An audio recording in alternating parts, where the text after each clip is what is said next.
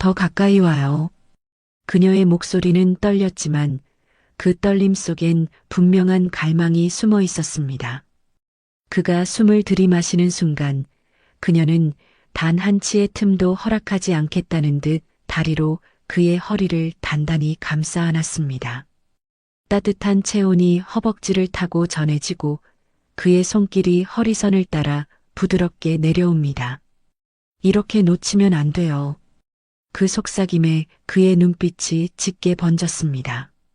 숨과 숨이 맞닿는 거리, 심장 박동이 귀를 울릴 만큼 가까워지고 그의 손은 등 라인을 천천히 훑다 허리 안쪽으로 깊숙이 파고들었습니다. 그녀는 본능처럼 그 손을 더 끌어당겼죠. 방 안의 공기는 점점 무거워지고 호흡은 빠르게 엇갈렸습니다. 옷자락이 스치는 소리가 조용한 공간을 메웠고 그녀의 허벅지가 단단히 조여오자 그는 숨을 삼키며 낮게 웃었습니다. 이렇게 강한 걸 원했나요? 그녀는 대답 대신 허리를 더 조이며 어깨에 얼굴을 묻었습니다. 그리고 귓가에 오늘 절대 멈추지 마요. 그 한마디가 그 밤을 끝까지 태워버릴 신호가 되었습니다. 혹시 사랑이 바닷바람처럼 불현듯 찾아온 적 있으신가요? 마음이 차갑게 식었다고 믿었던 순간 불어온 한 줄기 바람이 다시 심장을 뜨겁게 만들었던 적.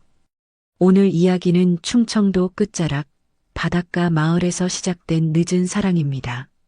영상 보시기 전에 구독과 좋아요 꾹 눌러주시고 마지막까지 함께 해주세요. 오늘의 이야기는 아마 당신 마음에도 작은 불씨를 남길지 모릅니다. 바닷바람이 세차게 불어오던 날 아침 바닷가 공터 한켠에서 김이 피어올랐습니다. 솥 안에서는 갓 잡아온 굴이 보글보글 끓으며 하얀 김을 내뿜고 있었죠. 껍질이 톡하고 부서지는 소리, 짭조름한 바다 냄새가 서늘한 공기를 가르며 코끝을 스쳤습니다. 62살 박세진. 10년 전 폭풍 속에서 아내를 잃고 그 이후로 홀로 어업과 밭일을 병행하며 살아온 사내. 굵어진 손마디마다 바다의 세월이 고스란히 배어 있었습니다. 그런데 골목 너머에서 낯선 발소리가 들려왔습니다. 자갈을 밟는 일정한 소리. 겨울 햇살 속 두꺼운 목도리를 두른 여인이 또렷한 걸음으로 다가왔습니다. 혹시 세진 씨 댁이 여기 맞나요? 차분한 목소리였지만 그 안에는 감춰진 사연과 세월의 무게가 느껴졌습니다. 그녀의 이름은 윤혜정. 서울에서 작은 음식점을 운영하다 부도로 문을 닫고 이 바닷마을로 내려온 지 며칠 되지 않은 여인. 그날 이 두 사람의 만남은 누구도 예상치 못한 인연의 시작이었습니다. 혜정의 발걸음이 세진의 앞에서 멈췄다. 그 순간 바닷바람이 한 번 더 세차게 불어와 그녀의 목도리 끝이 가볍게 날렸다. 그 속에서 드러난 얼굴은 햇볕에 그을린 마을 사람들과는 달리 창백하고 고운 피부가 먼저 눈에 들어왔다. 혹시 세진 씨 댁이 여기 맞나요? 그녀의 목소리는 차가운 공기 속에서도 맑고 부드럽게 울렸다. 하지만 귀 기울이면 그 끝자락에 오랜 피로와 사연이 묻어있는 듯했다. 세진은 잠시 굳어서서 굴 삶던 국자가 허공에서 멈춘 채 그녀를 바라보았다. 겨울 햇살이 반사된 바다빛이 그녀의 눈동자 위에서 반짝였고 세진의 시선은 그 빛에서 쉽게 떨어지지 않았다. 아, 예, 맞습니다만 누구신지? 그는 무의식적으로 목소리를 낮췄다. 이 작은 마을에서 처음 보는 얼굴이었으니까. 아, 저는 윤혜정이라고 해요. 서울에서 내려온 지 며칠 안 됐는데 소개받은 방이 너무 추워서 혹시 일 도와드릴 곳이 있는지 여쭤보려고요. 혜정이 말할 때마다 숨이 하얗게 피어올라 바람에 흩어졌다. 그 작은 흰 김이 바다 쪽으로 사라질 때까지 세진은 대답을 망설였다. 마을은 좁다. 새로운 사람에 대한 소문은 금세 퍼진다.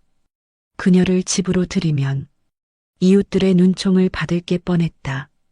그럼에도 불구하고 그 순간 세진은 이상하게도 돌려보내면 안 될 것 같다는 생각이 들었다. 여긴 굴이랑 감태 작업이 좀 있는데 혹시 거친 일도 괜찮으시겠어요? 네, 괜찮아요. 손에 굳은 살도 좀 있어요. 혜정이 장갑을 벗어 보였다. 서울 사람 손이라고 하기엔 손마디마다 희미한 상처와 굳은 살이 있었다. 세진은 그 손을 잠시 바라보다가 다시 그녀의 얼굴을 보았다. 그럼 일단 안으로 들어오시죠. 바람이 너무 찹니다. 혜정이 고개를 끄덕이며 작게 감사합니다라고 말했다. 그 한마디가 세진의 굳은 가슴 어딘가를 따뜻하게 건드리고 있었다. 세진이 창고 문을 열자 짭조름한 바다 내음이 더 강하게 밀려 들어왔다. 안에는 살만한 굴이 김을 내며 씻고 있었고 구석에는 그물과 장화, 무거운 장갑이 가지런히 놓여 있었다. 이거 장갑부터 끼세요. 처음엔 손이 좀 시릴 겁니다. 세진이 건넨 장갑은 낡았지만 안쪽에 배어있는 소금기와 미묘한 따뜻함이 마치 오래전부터 쓰던 것처럼 익숙하게 느껴졌다. 혜정은 장갑을 끼고 큰 소쿠리에 담긴 굴을 하나씩 집어 껍질을 털어냈다. 껍질이 딱딱 부서지는 소리가 바닷바람과 섞여 귓가에 또렷하게 울렸다. 생각보다 힘들죠? 아직은 괜찮아요. 서울에서도 장사할 때 새벽마다 채소 다듬고 손님들 맞이하려고 하루 종일 서 있던 게 습관이 돼서요.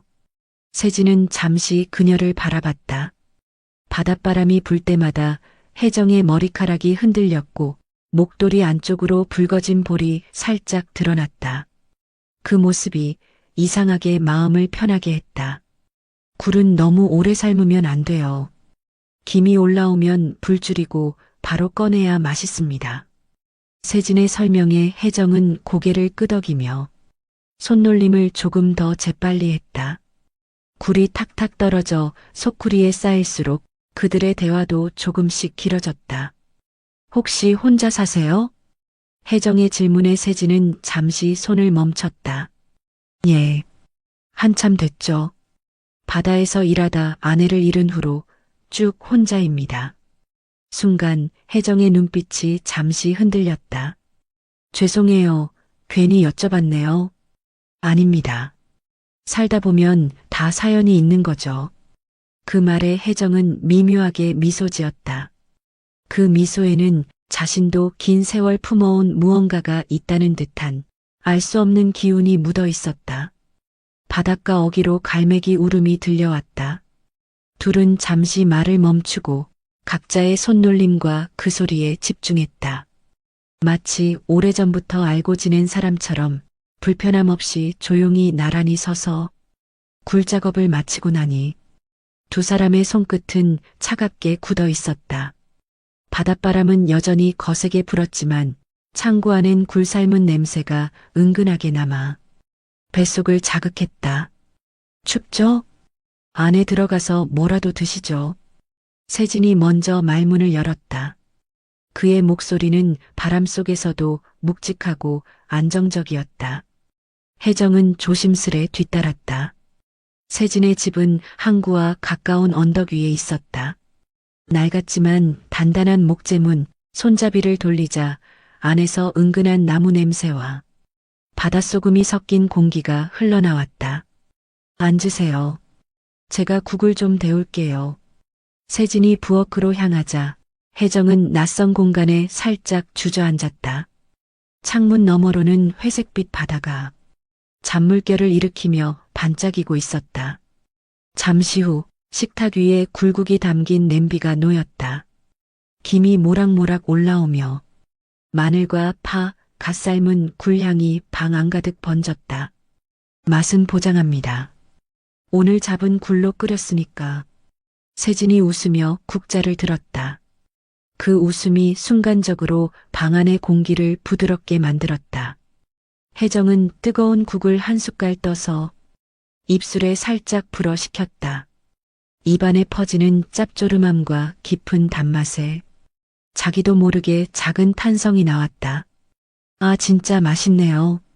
세진은 말없이 고개를 끄덕였다. 그 표정엔 은근한 뿌듯함이 묻어 있었다. 식사 중간중간 둘은 바다 얘기와 서울 얘기를 나눴다. 세진은 굴채취 철마다 겪는 위험한 순간들을, 혜정은 손님들로 북적이던 가게의 소음을 이야기했다. 그 대화 사이사이 짧은 침묵이 찾아왔지만 이상하게도 어색하지 않았다. 창문을 스치는 바람 소리, 그리고 그 바람에 실린 바다 냄새가 대화를 이어주는 것만 같았다. 식사가 끝나갈 즈음 혜정은 숟가락을 내려놓으며 조심스럽게 말했다. 혹시 내일도 같이 일할 수 있을까요? 세진은 잠시 그녀를 바라보다가 천천히 그러나 단호하게 고개를 끄덕였다. 예. 내일도 그 다음 날도 괜찮으면 계속. 그 순간 방 안의 공기가 조금 더 따뜻해진 듯했다. 다음 날 아침 항구 근처 카페 앞 벤치에는 어김없이 마을 어르신들이 모여 있었다. 김이 서린 커피잔 옆에서 조용히 시작된 이야기 하나가 바람처럼 퍼지고 있었다. 세진이네 집에 여자가 들었다며? 응, 어제부터 봤다고 하더라. 젊지도 않은 여자가. 같이 밥까지 먹었다네. 작은 마을은 소문이 빨랐다. 배를 타러 나온 어부들이 한마디씩 얹었고 이야기는 순식간에 항구를 가득 메웠다. 그날 오후 혜정은 항구길에서 장바구니를 들고 돌아오다 익숙지 않은 시선을 느꼈다. 길가에 서 있던 이웃들이 작게 속삭이며 그녀를 훑어보았다. 낯선 시선이 바람보다 더 차갑게 피부를 스쳤다. 세진의 집 앞에 도착했을 때 그는 마당에서 그물을 손질하고 있었다. 혜정이 다가서자 세진은 묵묵히 그물을 내려놓고 물었다. 오늘 장은 잘 보고 오셨어요? 네, 근데. 혜정은 말을 흐렸다. 잠시 망설이다가 마을 사람들이 저를 좀 이상하게 보는 것 같아요. 라고 덧붙였다. 세진은 잠시 멈춰서 혜정을 바라봤다. 바람에 날린 그녀의 머리카락 사이로 불안이 묻어난 눈빛이 보였다. 이 동네는 원래 그래요. 새로운 사람이 오면 다들 궁금해하죠. 그냥 궁금해하는 게 아니에요. 마치 제가 뭔가 잘못한 사람인 것처럼. 혜정의 목소리는 낮았지만 그 속에 서운함과 두려움이 함께 섞여 있었다. 세진은 깊게 숨을 내쉬었다. 그도 알고 있었다. 작은 마을의 시선이 얼마나 무겁고 오래 가는지. 그러나 그 시선을 피하면 혜정이 다시 혼자가 될까봐 그게 더 싫었다. 혜정 씨, 신경 쓰지 마세요. 여기선 우리 둘이 어떻게 지내는지가 더 중요합니다. 그의 목소리는 단단했지만 그 속에는 지켜주고 싶다는 진심이 묻어 있었다. 혜정은 그 말에 고개를 끄덕였지만 마음 한켠에 묘한 불안이 여전히 남아 있었다. 그날은 바람이 유난히 거셌다. 파도는 잿빛 물살을 뒤집으며 방파제를 넘어왔다. 세진은 여느 때처럼 굴자루를 어깨에 메고 항구 끝 창고로 옮기고 있었다. 혜정은 멀리서 그 모습을 보고 있었다. 그의 걸음이 평소보다 느리고 어깨가 더 무겁게 처진 것 같았다. 세진 씨, 그만하세요. 오늘 파도도 높은데. 그녀가 다가가 말을 건 순간 세진이 잠시 멈칫하더니 굴자루를 내려놓고 가슴께를 움켜쥐었다. 괜찮아요. 잠깐 숨이 좀. 목소리는 작았지만 숨소리는 거칠고 불규칙했다. 혜정은 즉시 그의 팔을 붙잡았다. 이건 그냥 숨이 가쁜 게 아니에요. 병원 가야 해요. 아니에요. 금방 괜찮아집니다. 세진은 웃으려 했지만 그 표정에는 힘이 없었다. 바람이 얼굴을 스치자 그의 이마에 맺힌 땀이 차갑게 식었다. 혜정은 그를 부축하며 차로 향했다. 작은 마을길을 달리는 동안 그녀의 손끝에 전해진 세진의 체온이 평소보다 식어 있는 게 느껴졌다. 병원 진료실. 의사는 진지한 얼굴로 말했다. 심장에 무리가 오고 있습니다.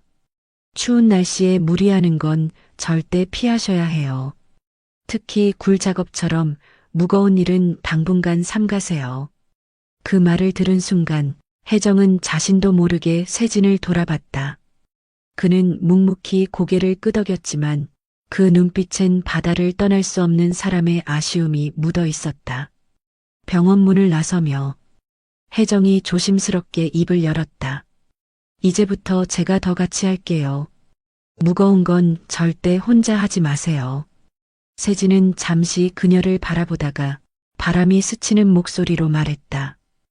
혜정 씨, 이렇게까지 신경 쓰면 더 오래 있어 줄 거죠? 그 순간 혜정의 마음 깊은 곳이 작게 흔들렸다. 마을 사람들의 시선과 소문보다 이 사람을 잃는 게 더 두려웠다. 그날 오후 하늘은 종일 낮게 깔려 있었다. 바다 위에 내려앉은 먹구름 사이로 흰 눈발이 하나둘 흩날리기 시작했다. 눈이 오네요. 혜정이 부엌 창문을 열고 말했다. 세진은 마당에서 장작을 옮기다 고개를 들어 하늘을 보았다. 작은 눈송이가 이마에 닿자마자 사르르 녹았다. 눈발은 이내 굵어졌다.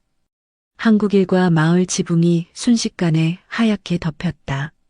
세진은 장작을 안에 들이고 난로에 불을 붙였다.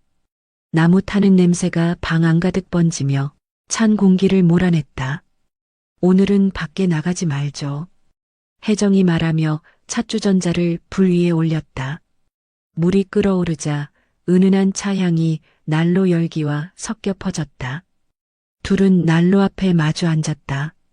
창밖에는 흰 눈이 수평선 너머까지 흘러내리는 듯했고 바닷소리는 눈에 덮여 한층 부드러워졌다. 서울에서는 눈이 오면 불편했는데 여기서는 참 예쁘네요. 혜정이 웃으며 창밖을 보았다. 세진은 그녀의 옆모습을 잠시 바라보다가 혜정 씨가 있어서 그런 겁니다. 하고 조용히 말했다. 그 말에 혜정은 눈을 돌려 그를 바라봤다. 난로 불빛이 그의 눈 속에서 일렁였다. 순간 방 안의 공기가 조금 더 뜨거워진 듯했다. 세진은 잠시 숨을 고르고 말했다. 혜정 씨, 처음에는 그저같이 밥 먹을 사람이 생긴 게 좋았는데 이젠 그게 아니네요. 아침에 눈을 뜨면 오늘도 함께일까 하는 게 제일 먼저 떠올라요.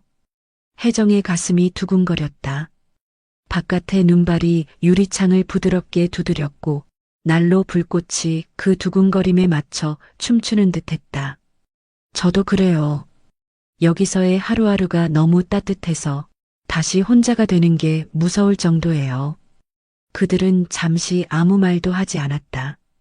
대신 서로의 손을 천천히 잡았다. 손끝은 여전히 차가웠지만 그 온기는 곧 방 안가득 번졌다. 창밖에는 여전히 눈이 내렸고 그날 밤 마을은 고요 속에 잠겼다. 그리고 세진과 혜정의 마음은 그 고요 속에서 더 깊이 이어졌다. 그날 밤 창밖에는 한방눈이 조용히 쏟아지고 있었습니다.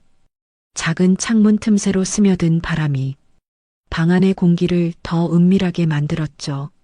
난로 불빛이 흔들리며 이불 위로 부드럽게 번졌고 그 빛 속에서 두 사람의 그림자가 길게 흔들렸습니다. 우린 나란히 앉아 있었지만 그 거리는 손끝 하나만 내밀면 닿을 만큼 가까웠어요. 말없이 마주보던 눈빛이 한번 얽히자 도무지 풀리지가 않았습니다. 그 사람의 손이 천천히, 아주 천천히 내 쪽으로 다가왔습니다. 머리카락 한 가닥을 귀 뒤로 넘기는 그 순간 따뜻한 손끝이 뺨을 스치며 전해온 온기가 심장까지 번져왔죠. 손이 참 따뜻하네요.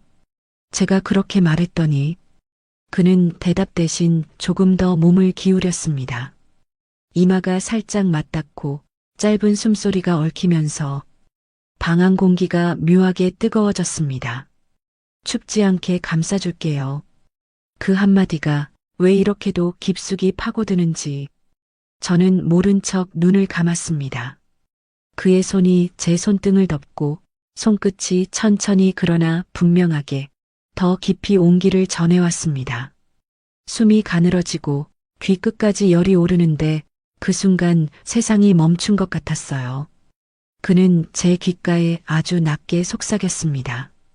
놓지 않을게요, 절대. 그 말을 들은 순간 제 마음속에 남아있던 마지막 경계선이 조용히 무너져 내렸습니다. 밖에서는 눈이 소복이 쌓였고 안에서는 오래도록 얼어있던 외로움이 뜨겁게 녹아내리고 있었습니다. 그리고 그 밤은 우리가 서로를 더는 숨기지 않게 된 밤이었습니다. 눈이 내린 지 사흘째 되는 날, 마을은 마치 하얀 담요를 덮어쓴 듯 고요했다. 바다마저도 잔잔했고 갈매기 소리만이 드물게 울렸다. 세진은 새벽부터 부엌에서 무언가를 준비했다. 굴전, 미역국, 그리고 따뜻한 차까지. 아침 햇살이 유리창을 부드럽게 스치고 있을 때 혜정이 부엌 문을 열고 들어왔다. 이게 다 뭐예요? 그냥 오늘은 특별한 날 같아서요. 세진은 잠시 말을 멈추더니 사실 오늘은 혜정 씨에게 하고 싶은 말이 있습니다. 라고 덧붙였다. 혜정은 놀란 눈빛으로 그를 바라보았다. 세진은 깊게 숨을 들이마시고 조심스럽게 입을 열었다. 저는 이 나이에 다시 누군가를 마음에 들일 줄 몰랐습니다. 그런데 혜정 씨가 와서 제 하루가 달라졌어요. 아침이 기다려지고 저녁이 기다려지고 혼자인 게 당연하다고 생각했던 삶이 더는 당연하지 않게 됐습니다. 그의 목소리는 담담했지만 그 안에는 긴 세월 쌓인 진심이 고스란히 배어 있었다. 혜정은 눈을 피하지 않았다. 저도 비슷해요. 여기 내려올 땐 그저 조용히 살고 싶었는데 세진 씨를 만나고 나서 매일이 달라졌어요. 같이 밥 먹고 일하고 바람 쐬고 이런 소소한 하루가 얼마나 값진 건지 처음 알았어요. 잠시 침묵이 흘렀다. 창밖에서는 눈송이가 느리게 떨어져 두 사람 사이의 고요를 더 깊게 만들었다. 세진이 자리에서 일어나 혜정 앞에 섰다. 그리고 두 손을 내밀었다. 혜정 씨, 우리 그냥 이렇게 앞으로도 함께 살면 안 되겠습니까? 결혼이든 아니든 저는 앞으로의 날을 혜정 씨와 보내고 싶습니다. 혜정은 그의 손을 꼭 잡았다. 눈가가 젖었지만 미소는 선명했다. 네, 그렇게 해요. 결혼이든 아니든 저는 세진 씨 옆에 있고 싶어요. 그 순간 방 안은 난로 불빛보다 더 따뜻해졌다. 서로의 손을 놓지 않은 채 그들은 창밖에 눈 내리는 풍경을 오래 바라보았다. 그 순간 방 안은 난로 불빛보다 더 따뜻해졌다. 서로의 손을 놓지 않은 채 그들은 창밖에 눈 내리는 풍경을 오래 바라보았다. 늦게 피어난 사랑은 조용하지만 깊고 단단했다. 앞으로의 계절이 어떻든 이제 두 사람은 혼자가 아니었다. 오늘도 끝까지 함께 해주셔서 고맙습니다. 이 이야기가 마음에 남았다면 구독과 좋아요, 알림 설정으로 다음 황혼 로맨스도 꼭 함께 해주세요.